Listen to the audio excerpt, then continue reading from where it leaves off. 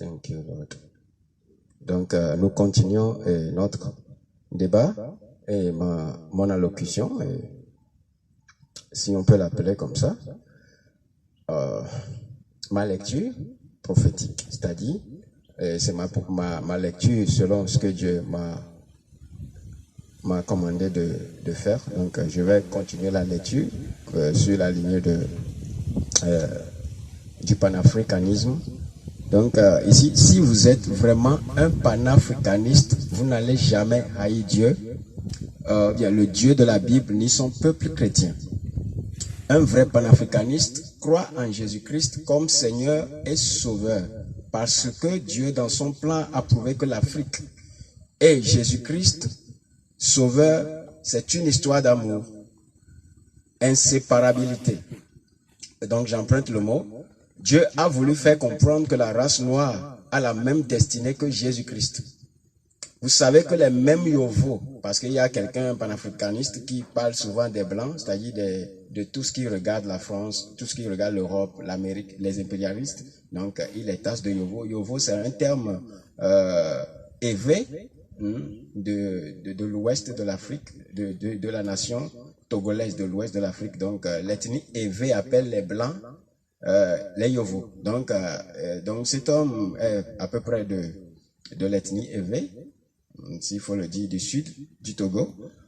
Donc ces Yovo que vous dites qu'ils ont utilisé la Bible pour détourner les ancêtres de la religion vaudou de l'Afrique étaient les mêmes qui ont voulu tuer Jésus. C'est ça. Les Blancs là ont compris que c'est peine perdue s'ils veulent détruire ce royaume de Jésus-Christ, dont plutôt vous les Africains, vous étiez les premiers bénéficiaires. Les Africains étaient les premiers bénéficiaires du royaume de Jésus-Christ. Vos ancêtres ont sauvé l'enfant Jésus et sa mère Marie et son père Joseph de la main d'Hérode et de l'Empire romain, qui fait partie, c'est-à-dire l'Empire romain est le top de ceux-là que vous appelez les Yovo. C'est l'Empire romain qui les gouverne. Ça, vous le savez. L'impérialisme a à sa tête l'Empire romain, et ça, vous le savez, la Rome catholique. Donc, c'est cette même Rome qui avait combattu Jésus-Christ. Donc, les mêmes personnes que vous combattez ont combattu Jésus-Christ. Donc, vous ne pouvez pas renier Jésus-Christ, parce que Jésus-Christ et les panafricanistes, c'est une histoire d'amour. Donc, les vrais panafricanistes ne renient pas Jésus.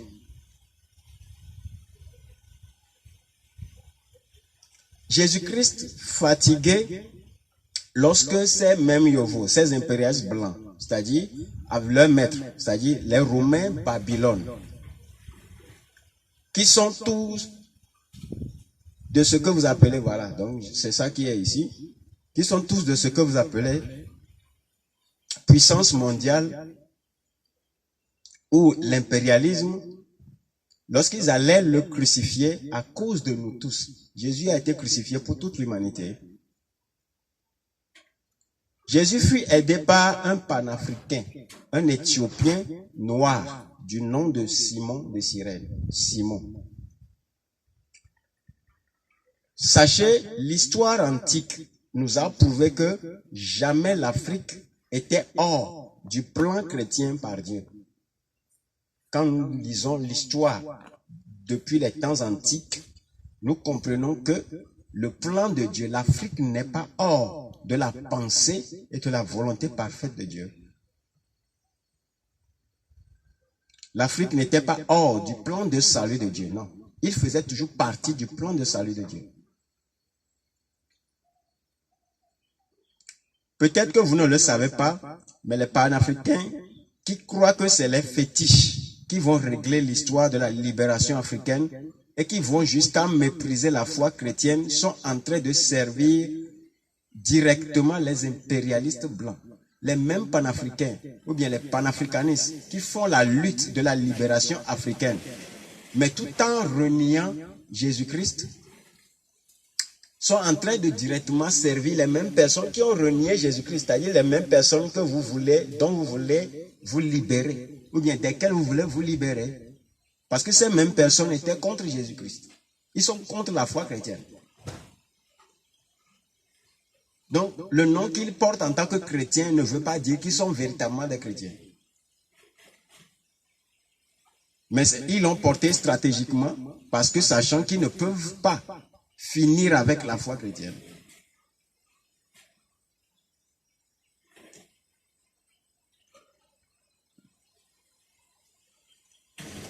Parce qu'un vrai intellectuel est censé connaître l'histoire de l'esclavage et de la colonisation. Je ne crois pas que l'école devrait rendre des hommes dingues, plutôt sages ou intelligents, des gens réfléchis et avisés. Donc, vous défendez une idéologie, les panafricanistes, vous défendez une idéologie que vous ne maîtrisez guère.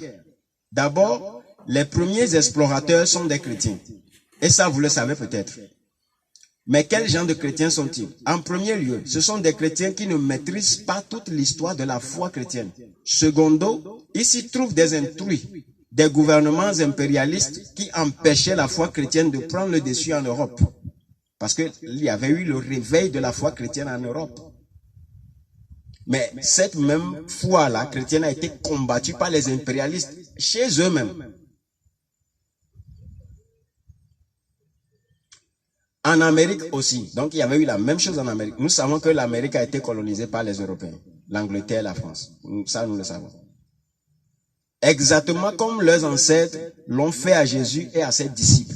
Donc, la même chose était arrivée à Jésus et à ses disciples plus de 1000 ans auparavant. Et ça s'est répété dans les temps des esclavages. Donc, le même esprit qui gouvernait l'Empire romain, qui s'étendait sur toute l'Europe, l'Asie, l'Amérique d'antan, ces chrétiens ont connu l'histoire de nos ancêtres noirs et leurs apports dans la destinée des patriarches depuis Abraham, Joseph, Jésus-Christ. Ils savaient que cette race et leur terre ne se trouvent pas parmi eux en Europe. Donc, ils ont entendu l'histoire des Noirs qui ont apporté quelque chose à Jésus. Ces évangélistes, bien sûr, ces évangélistes blancs, ils ont lu dans la Bible l'histoire de la foi chrétienne. Et ils ont vu qu'il y a un pays, ou bien il y a un continent qu'on appelle le continent noir, qui avait participé à la destinée de Jésus-Christ. Donc, ils veulent connaître cette race-là. C'est ça qui était le but de la motivation des explorations.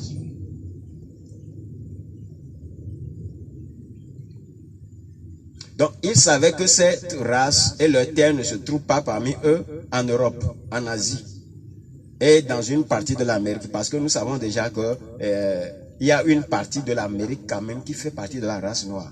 Et ça, vous le savez.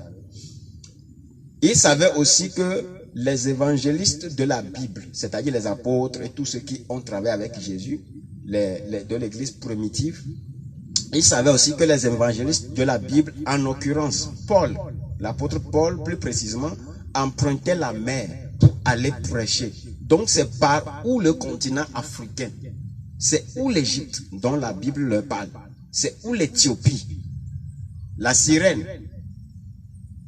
La Cyrène, ça s'écrit avec C, hein? C-Y-R-E-N-E. La Libye. Vous comprenez? Alors les découvertes ont commencé guidées par l'Esprit de Dieu. Comprenez d'abord que leur premier voyage fut florissant. Donc ils ont découvert l'Afrique, ils ont découvert l'Égypte, ils ont découvert la race noire robuste, un peuple béni et qui paraissait au jardin d'Éden. Donc les terres de ces nations paraissaient comme le jardin d'Éden. Tout ce qui a été dit. Donc, quand ils ont fait la découverte de la race noire de l'Afrique, ils ont vu le paysage de l'Afrique, la beauté, la verdure, et tout ce qui en Afrique ressemblait justement au jardin d'Éden. Donc, les premiers explorateurs ont découvert l'Afrique, la race noire. Maintenant, vous devez oublier ces histoires falsifiées de toutes pièces qu'on vous raconte dans les écoles. Faut oublier ça. Bon, les panafricanistes savent que les noms des découvertes et explorateurs sont fausses. Donc, les vrais explorateurs, les noms qu'on les a donnés, qu'on nous a donnés à l'école sont faux. Ce ne sont pas des vrais noms. Donc, tout comme Hérode a dit au roi mage de revenir l'avertir s'ils ont trouvé Jésus. Vous voyez? Donc, la chose, il n'y a rien de nouveau sous le ciel, sous le soleil, sous le ciel. L'histoire se répète. Lorsque les mages ont vu l'étoile de Jésus et ont suivi l'étoile là pour aller l'adorer, c'est-à-dire ces mages-là en réalité c'était des rois. Quand ils ont vu l'étoile d'un roi plus supérieur, d'un empereur suprême, du nom de Jésus, parce qu'il est un empereur spirituel, ok? Il n'était pas politique. Donc ces rois sont allés à la recherche de Jésus. Ils sont passés par le protocole. Ils ont respecté le protocole en passant par Hérode. Hérode était un roi au temps de Jésus. Donc ces rois ne sont pas venus juste. Ils sont venus avec toute une cohorte d'armées. Donc tout comme Hérode a dit au roi mage de revenir l'avertir s'ils ont trouvé Jésus dans l'intention d'aller le tuer parce que animés par le même esprit démoniaque, les politiques impérialistes ont financé d'autres voyages et explorations vers le continent noir. Parce que quand les évangélistes sont retournés, ils ont parlé de l'Afrique, de tout ce qui a de glorieux en Afrique. Donc les politiques ont entendu ces choses et ils ont eux aussi financé d'autres explorations vers l'Afrique. Sachant qu'ils ne peuvent pas, ou bien ils ne peuvent toujours pas détruire la foi chrétienne, ils ont préféré s'en servir à leurs fins et projets ignobles. Voici la naissance de l'esclavage. Exactement comme en Égypte. Eux, ils sont venus dans un esprit de vengeance, d'abus. Ils ont expérimenté la bénédiction qui vient à partir du progrès de l'évangile de Jésus. Ils le savent et ont tout fait pour empêcher nos ancêtres et vous, les panafricanistes aujourd'hui, afin de vous détourner de la gloire et la véritable civilisation. Parce que Dieu aime beaucoup l'Afrique et nous a tout donné. Ce n'étaient pas les chrétiens pasteurs vrais, authentiques, qui ont reçu Jésus comme sauveur Seigneur, qui ont tordu le sens des paroles de la Bible. Mais c'est plutôt les politiques impérialistes qui ont combattu Jésus, qui vous combattent parce qu'ils sont contre notre histoire d'amour avec Jésus-Christ. Ils enviaient cela. Si vous lisez tout le livre d'Ésaïe, le chapitre 19, et vous verrez ce que Dieu dit dans la Bible concernant l'Égypte, ou encore l'Afrique, ou la race noire. Et ce qu'il veut que les Noirs fassent avant de les délivrer des impérialistes. Donc il y a un plan de Dieu que Dieu a prévu, parce que c'est un Dieu qui voit déjà dans l'avenir, qui comprend l'avenir. Il a un plan qu'il a prévu pour délivrer les Noirs, ou bien l'Afrique, de l'esclavage, de la colonisation. Dieu a déjà prévu ce plan, et ce plan est dans Ésaïe 19. Tout ce qui arrive à l'Afrique aujourd'hui est déjà prévu dans la Bible.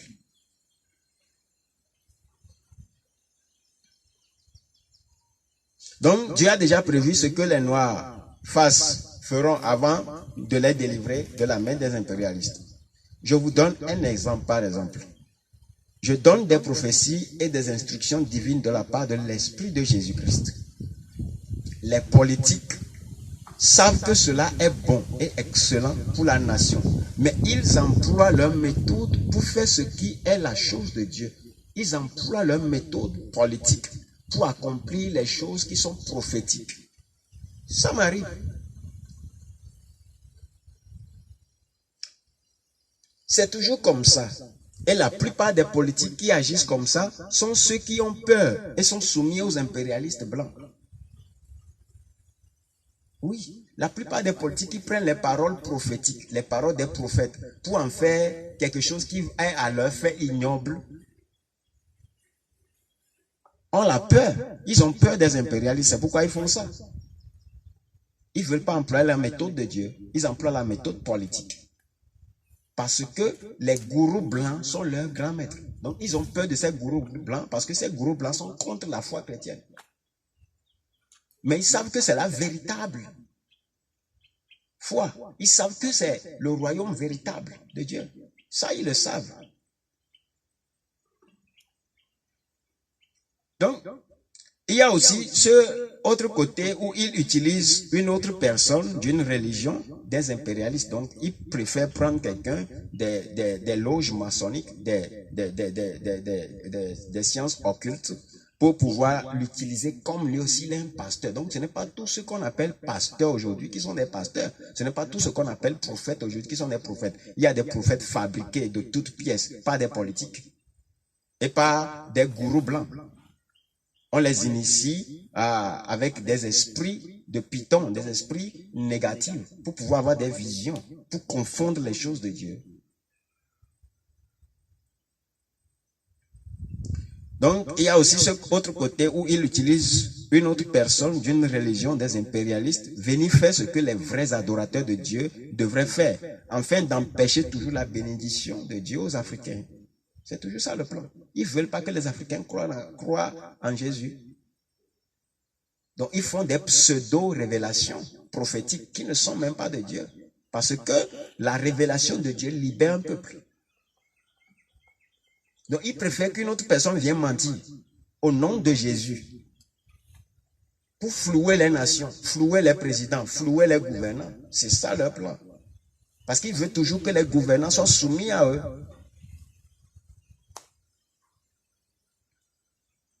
Écoutez-moi, frères et sœurs de la lutte africaine. Partout où il y a le progrès de l'évangile de Jésus-Christ, il y a la civilisation véritable.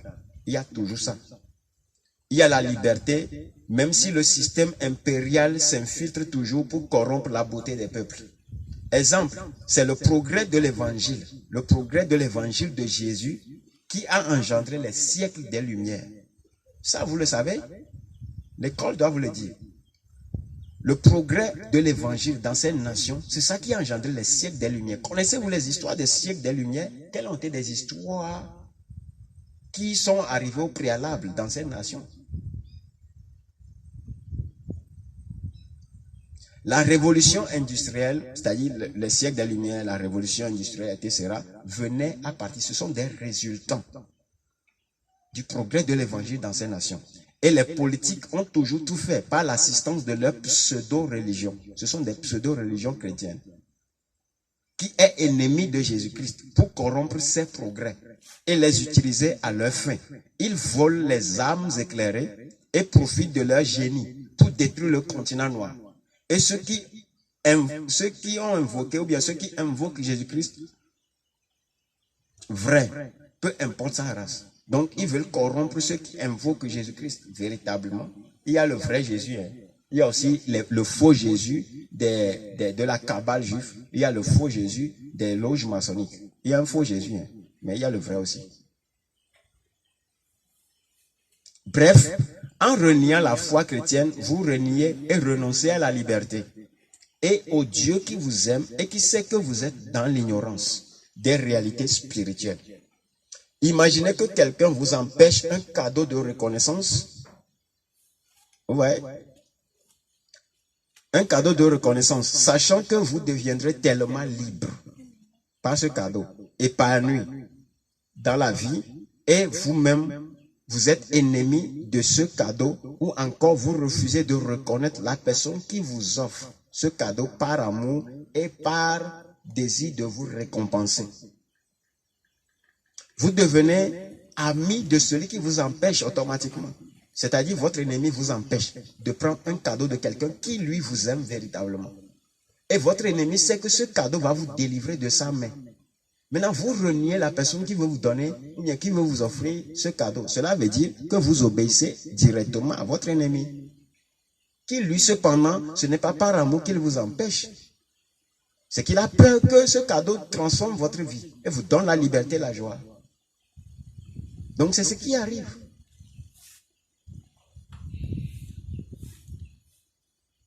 Si vous combattez ce que combattent les impérialistes, vous êtes devenus leurs adeptes. Eux aussi combattent la foi chrétienne. Peut-être que vous ne le savez pas. Ils combattent les chrétiens. Et vous, les panafricanistes, vous combattez aussi la foi chrétienne. Vous reniez la foi chrétienne.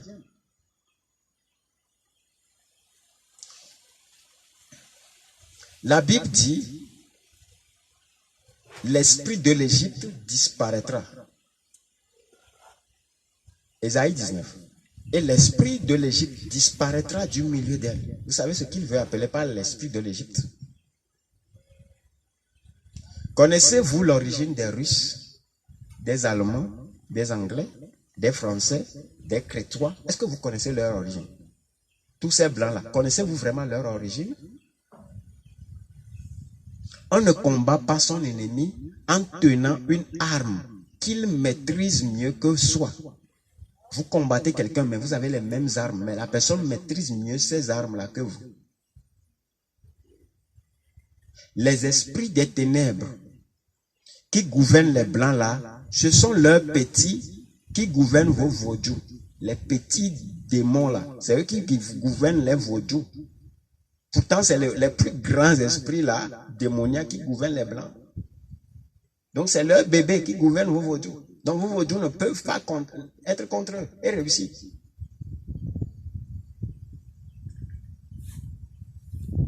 Donc, quand les vaudous les voient là, quand vos vaudous là, les voient là, ils fléchissent. Vos vaudous fléchissent devant les blancs. Vous commettez les mêmes erreurs que les pères de l'indépendance. Et l'Afrique est toujours dominée. Ouais, l'Afrique est toujours dominée. Dans le livre de Luc, le chapitre 2, ouais, si nous lisons Luc, le chapitre 2, vous allez lire ça. Ceux qui ont le truc là, le temps me manque de lire ça. Donc, quand la mère de Jésus l'amena au temple, ce verset dit la main de Jésus. Dans ce chapitre, vous voyez que la main de Jésus l'a amené au temple. Et il y a un homme qui s'appelle prophète Siméon. C'est un homme à qui Dieu a dit qu'il ne mourra pas jusqu'à ce qu'il ait vu le Messie. Donc, vous comprenez ce qu'on appelle un Messie? Comprenez-vous le mot Messie? Savez-vous qui est Jésus-Christ? Est-ce que vous savez celui qui est vraiment Jésus-Christ? Et imaginez que Dieu a gardé la vie de ce prophète jusqu'à ce qu'il ait l'occasion d'annoncer à toute la création la destinée du Messie et son unicité avec les païens. Lisez bien la Bible, lisez bien. Il a dit, il sera la lumière des nations, il sera la lumière des païens. Dans l'anglais, il dit, for the Gentiles, you'll be the light unto the Gentiles. Aux païens, aux races noires. Jésus sera la lumière des nations, des races noires. Dieu a gardé la vie d'une personne qui ne mourra jamais jusqu'à ce qu'il ait prophétisé cette parole. Quel amour Dieu a pour la race noire. Imaginez quel amour il a, quelle union il a fait avec Christ. Et quand Jésus lui-même était né, c'est les Blancs qui combattaient Jésus, qui voulaient le tuer. Dieu a dit à sa mère, fuyez en Égypte, allez chez les Noirs, allez vous cacher là-bas. Comprenez-vous? Comprenez-vous? Est-ce que vous vous êtes posé la question, pourquoi c'est l'Égypte qui a sauvé Jésus? Pourquoi c'est là-bas ils sont partis se cacher? Est-ce que vous êtes posé une fois la question, pourquoi lorsque Jésus portait sa croix, c'est un Éthiopien, un noir qui est venu porter la croix avec lui pour l'aider à pouvoir supporter la douleur? Vous êtes déjà posé la question, pourquoi lorsque Jésus allait faire son premier miracle, il l'a fait à Canaan? Canaan veut dire noir. Canaan, c'est le fils de Cham. Et puis, ce n'est pas n'importe quel sacrifice il a fait. Je ne voulais pas moi-même parler, mais voilà quoi, je me sens libre de le dire. Je voulais juste vous lire la chose directement comme Dieu me l'a dit. Mais je veux vous expliquer quelque chose par l'Esprit de Dieu. Est-ce que vous comprenez ça? Savez-vous ce qu'on appelle mélanger le vin, c'est-à-dire transformer l'eau en vin? Comprenez-vous le symbole de 6 vases? Savez-vous ce que Jésus a annoncé en transformant l'eau en vin? Savez-vous ce qu'il veut dire par là? Comprenez-vous ce mystère? Le mystère du chiffre 6. Vous croyez que c'est la franc-maçonnerie seule qui maîtrise le chiffre 6? Savez-vous ce que le chiffre 6 représente pour Dieu?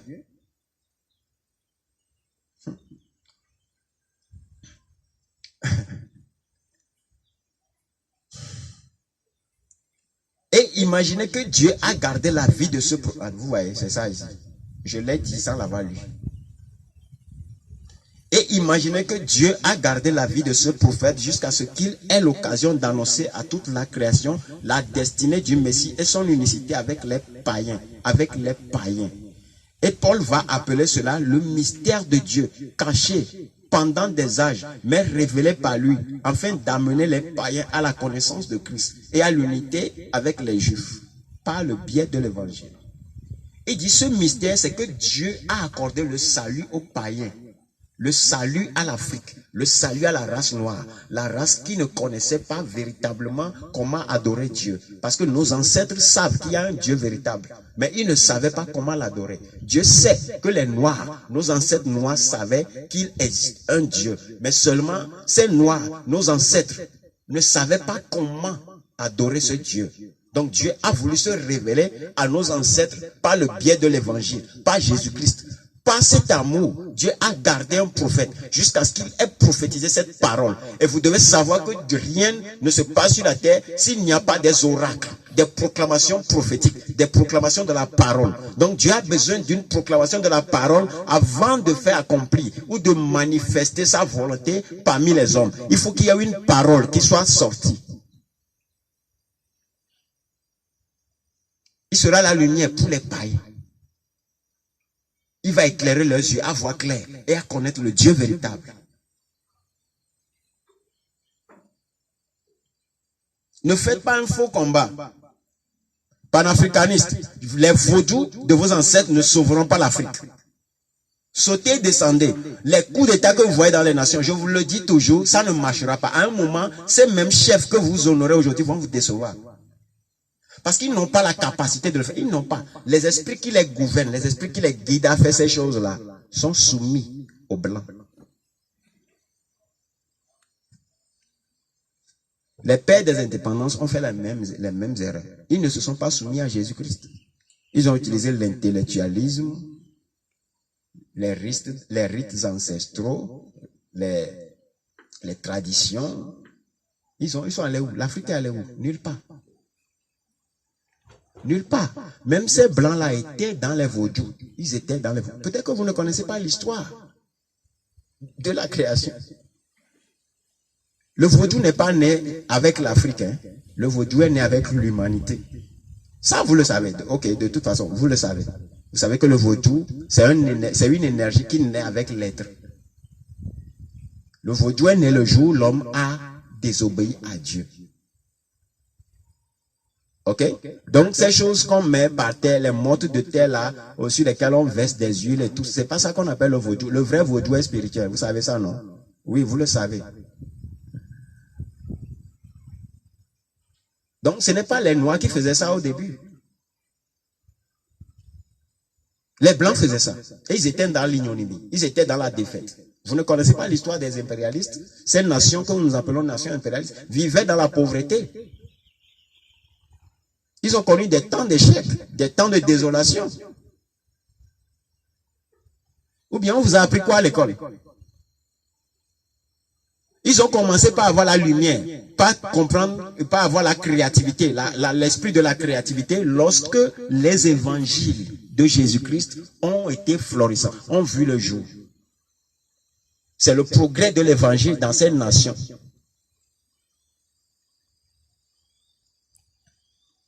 Donc je disais, Paul va appeler cela le mystère de Dieu, caché pendant des âges. Donc Dieu a caché ce mystère pendant des âges. L'amour qu'il a pour les Noirs, il a caché pendant des âges.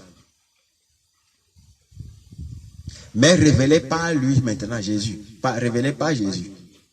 Afin d'amener à la connaissance de Christ et l'unité avec les Juifs. Parce que les Juifs ont les mêmes histoires que les Africains. L'esclavage, la dominion. L'oppression, vous comprenez? La domination étrangère, l'oppression. Donc, par le biais de l'évangile. Donc, cela vous fait comprendre pourquoi Satan combat la race noire. Une malédiction fonctionne à partir d'une offense. Et c'est ce que Cham a fait afin de corrompre sa destinée. Je peux vous affirmer avec autant de fierté que Cham était le plus aimé de son père et celui qui était le plus proche de lui. Donc c'est la raison pour laquelle son père s'est senti blessé si profondément par celui qui devait plutôt le protéger. Cham a blessé l'amour de son père. Et la même chose est arrivée au jardin d'Éden. Vous voyez, la même chose qui était arrivée au jardin d'Éden s'est passée aujourd'hui. C'est passé dans la vie de Cham et de Noé. Les Africains ont hérité de là-bas parce que Cham était allé voir la nudité de son père Noé. Noé était un prophète d'âge. son fils Cham, qui est le père de Canaan, c'est-à-dire le père des Noirs, de tous les Africains noirs et des Indiens, de toutes les races noires, des Arabes, de tous ceux qui sont noirs là. Leurs descendants, ou bien leurs aïeux, c'est Cham, ou encore Canaan. Donc c'est lui qui connaît plus les secrets de son père.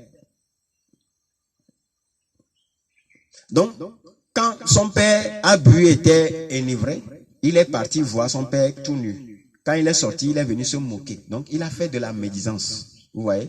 Donc, beaucoup des Africains, vous parlez des gens là.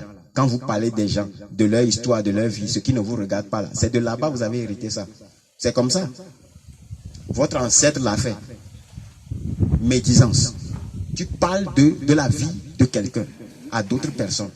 Pas des injures. Pas de la moquerie. Donc, la malédiction de beaucoup des Noirs vient de ça. C'est là-bas que les Noirs ont hérité la médisance. Donc, les Africains ont hérité de la médisance, du commérage, du sabotage, de la traîtrise par là. Il a commis une trahison envers son père. Et Satan a compris cette méthode. Il sait que ça marche pour cette race.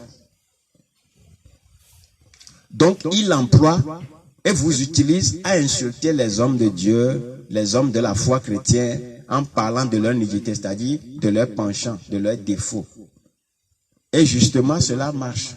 Ces derniers sont découragés et abandonnent la lutte noble. Donc, les pasteurs vous abandonnent.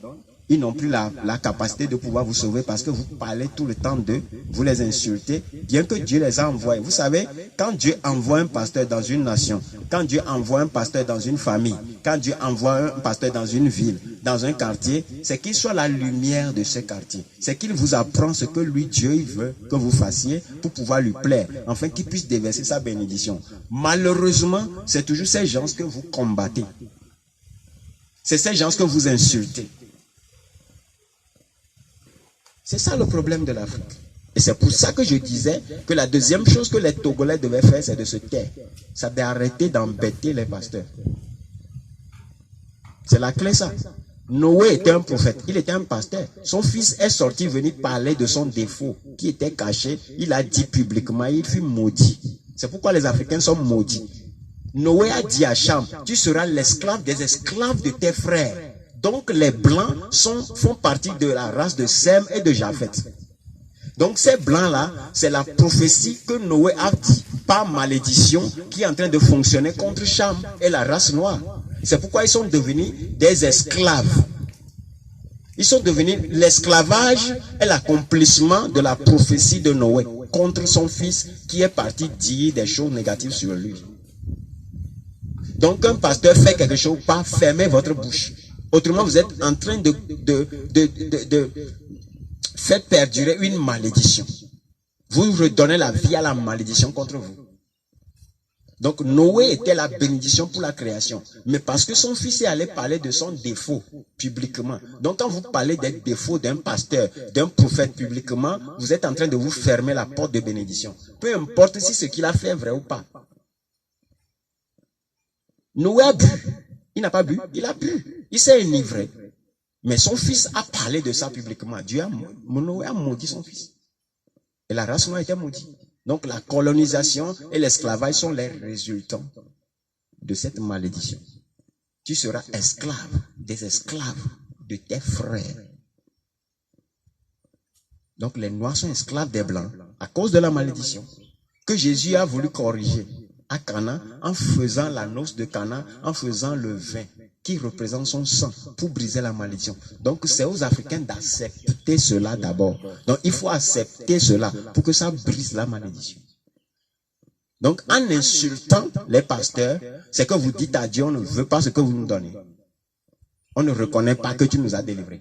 Donc si on a sauvé quelqu'un, si le procureur ou bien un juge dit, maintenant tu es déclaré non coupable, mais tu dis non, tu es un procureur, tu es un juge voyou, tu es insensé, on va t'arrêter. C'est que tu n'as pas accepté la grâce. C'est ce qui vous arrive. C'est ce qui arrive à l'Afrique. Vous avez refusé d'accepter le sacrifice de Jésus. La délivrance.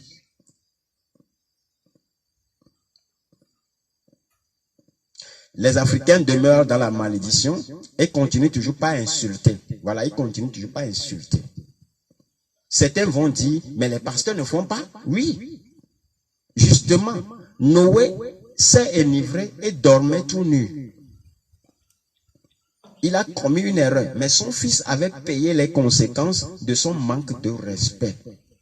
Jésus-Christ, pour briser la malédiction et corriger la destinée de Cham, est allé vers sa race, son fils direct, Canaan, en utilisant des allégories résolvant des circonstances physiques et spirituelles à la fois.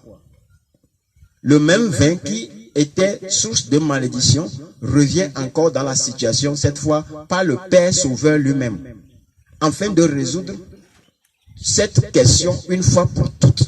Il fabrique lui-même du vin dans 6 vases qui représentent toute l'humanité et la chair de l'homme. Lui-même étant un homme afin d'abreuver toute l'humanité, non seulement d'un vin qui était autrefois source d'une malédiction contre une race bien aimée, mais aussi qui cette fois-ci représente son propre sang, qui abreuve l'humanité pour briser les malédictions par ce symbolisme de, entre griffes, tous ont péché et sont privés de la gloire de Dieu. C'est un symbolisme. Ce message prophétique, c'est un symbole de tous ont péché et sont privés de la gloire de Dieu, mais sont gratuitement sauvés par Jésus-Christ lui-même. C'est-à-dire que, ainsi, moi je ne vais pas trop aller dans l'explication. Ainsi, chacun peut maintenant, par droit légitime ou légal, considérer le vin comme breuvage alcoolisé pour satisfaire leur chair. Ou encore, ils peuvent le considérer comme le symbole du sang de Jésus-Christ pour sauver l'humanité. À chacun de faire son choix maintenant. De comment tu vas considérer ce miracle, symbolisme que Jésus a fait à Cana pendant la noce. À vous de le considérer comme une chose charnelle ou spirituelle, selon ta foi. Donc c'est ça qui a été dit ici. Donc le père était saoulé et a maudit le fils offensant. Bref, tout le monde a péché, tant le père que le fils. Alors la justice légale entre en jeu par un père juste qui voudrait voir ses enfants unis et s'aimant réciproquement. Donc que ce soit Noé, ou que ce soit Cham, ou que ce soit Canaan, ils sont tous fils devant Dieu.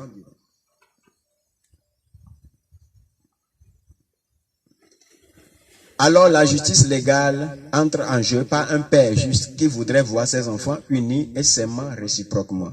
Jésus portant la croix alla à Golgotha avec une personne de la race issue de Cham et de Canaan, afin de la faire, c'est-à-dire faire participer cette race noire, afin de la faire participer à la sentence du péché, pour que la justice de la grâce soit équitable et que la malédiction entre homme et homme, c'est-à-dire le père Noé et Cham, c'est-à-dire ça représente maintenant 2 destinées. Donc je le relis. Afin que la justice, ou bien pour que la justice de la grâce soit équitable et que la malédiction entre homme et homme soit brisée avant même la crucifixion et que s'établisse un nouveau régime, entre parenthèses, le régime de la grâce de Dieu. Donc vous comprenez, c'est un régime, c'est un nouveau régime. L'ancien régime a été brisé. Un nouveau régime, grâce de Dieu, ayant une nouvelle constitution, entre parenthèses, la foi en Christ. La nouvelle constitution divine qui gouverne les cieux et la terre, c'est la foi en Christ.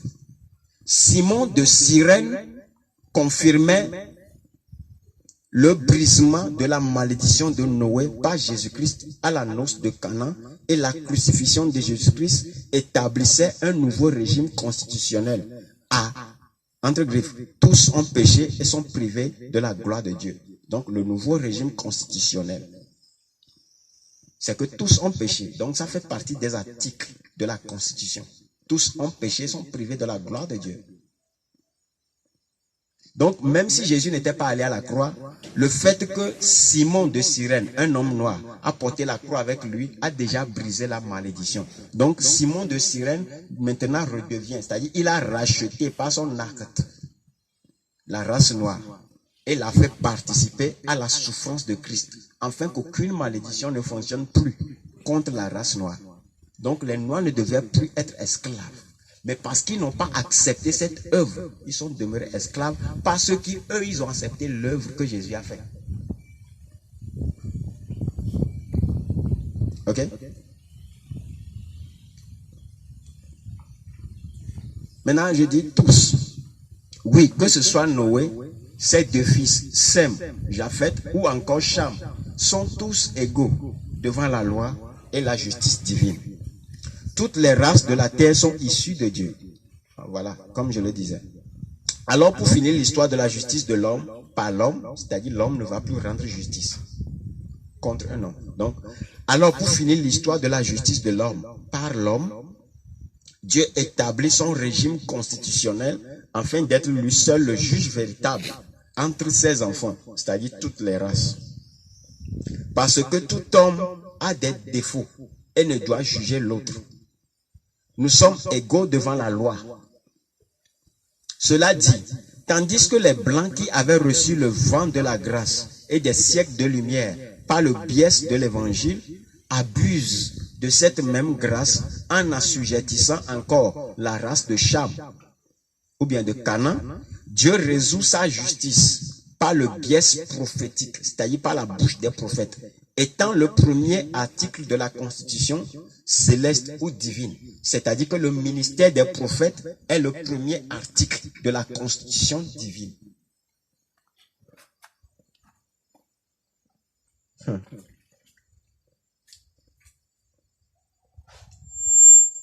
Dieu résout sa justice par le biais prophétique, étant le biais prophétique, donc le ministère prophétique est le premier article de la constitution divine, faisant des promesses de gloire à la race noire. Ésaïe 19. Dans la